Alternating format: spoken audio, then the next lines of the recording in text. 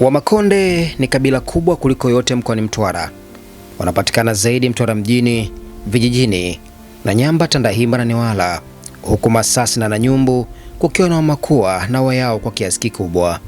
Ingawa Wamakonde pia wanapatikana katika mikoa mingine, ila huko ni katika harakati za utafutaji tu.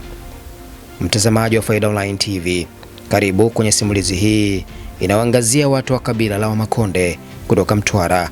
Mimi naitwa Karim Faida.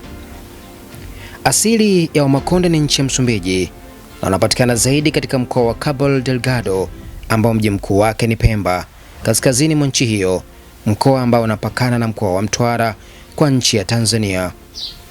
Historia inatuambia kuwa miaka 500 iliyopita Wamakonde walianza kuingia Tanzania, hasa kupitia mkoa wa Mtwara wakitokea nchini Msumbiji baada ya vuguvugu la Wareno kuingia nchini mwao chini ya baharia na mpelelezi wa Ureno Vasco da Gama aliyeingia mnamo mwaka 1498 hadi mwaka 1975 na warudisha shule kidogo. Baadhi ya Wamakonde wakaona isiwe tabu, ya nini tufe wakati maeneo yako mengi ya kumwaga, wakaamua kutimka zao huku wakibeba kila kilicho chao na kuvuka mto Ruvuma kisha kuingia Mtwara.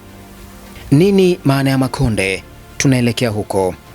Wamakonde hao walipovuka mto Ruvuma ambao unatumika kama mpaka kati ya nchi ya Msumbiji na Tanzania na kuingia Mtwara, waliwakuta watu wa kabila la Wachimbuli ambao hawakuwa tayari kabisa kuwapokea Wamakonde na kuishi nao pamoja. Chokochoko zikaanza, tokeni tokeni, hatuwataki. Mara hii Wamakonde wakatunisha msuli. Kumbuka, wamemkimbia mzungu aliokwenda kupora uhuru wao kwa mtutu wa bunduki. Wakasema, nyewe Wachimbuli mnatumia zana za jadi kama sisi tu, hatoki mtu hapa. Ukichimama nchale, ukikaa nchale. Ngoma ikawa ngumu, Wamakonde wakagoma. Shetani mwenye mapembe akajitokeza na kuonesha nguvu ya ushawishi kati yao. Zana zikaandaliwa na miamba ikaingia ulingoni kuzichapa. Lo, Wamakonde kama kawaida yao wakiwa na ngoma ngumu wanalala mbele, kwani kwao Wachimbuli walikuwa kama mfupa uliomshinda fisi. Vita iliwaelemea, wakaamua kukimbilia porini, eneo lenye mabonde na kujitenga na Wachimbuli.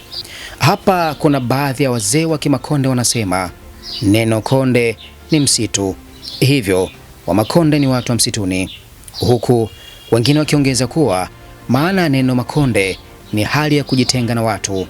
Katika uhalisia wa Wamakonde wale wenye asili kabisa ya Msumbiji, ni ngumu kuwakuta wakiwa katikati ya mji.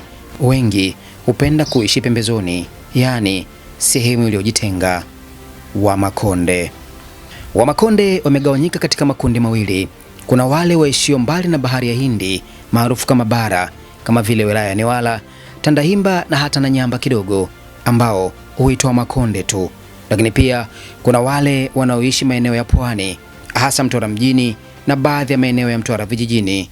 Hawa wanafahamika zaidi kama Wamalaba.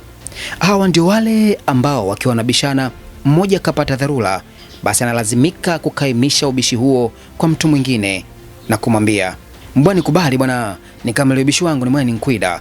Yaani, bwana sikubali, naomba nishikie ubishi wangu mwenyewe nakuja.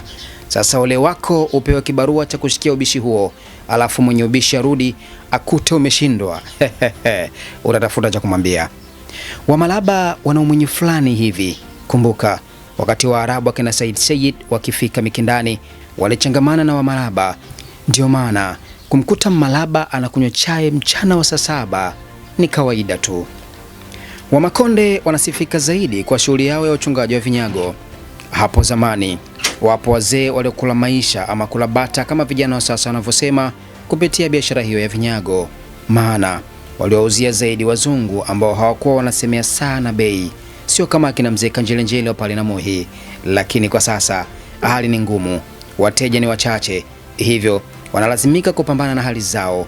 Na kama wanabisha, muulize mzee John Hendrick, mchongaji maarufu wa vinyago kutokea pale kwenye kijiji na kata Ziwani, Mtwara vijijini. Wapo wanaosema kuwa Wamakonde wote wanakula panya, yaani chama kinchanga ama yeila kama wenyeji wanavyosema. Hapana, mimi nakataa. Sio kila Makonde anakula panya. Wapo Wamakonde ambao nao wanashangaa kusikia kuna watu wanakula panya.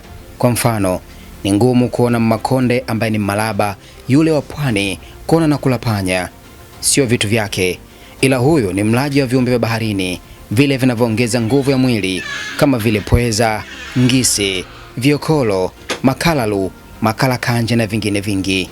Ingawa wapo wanaokula panya, hasa kutoka wilaya ya Masasi, maana kuna msemo wa Kimakonde usemao cha umbile nungu cha kumemena, yani kila alichokiumba Mungu ni halali kuliwa.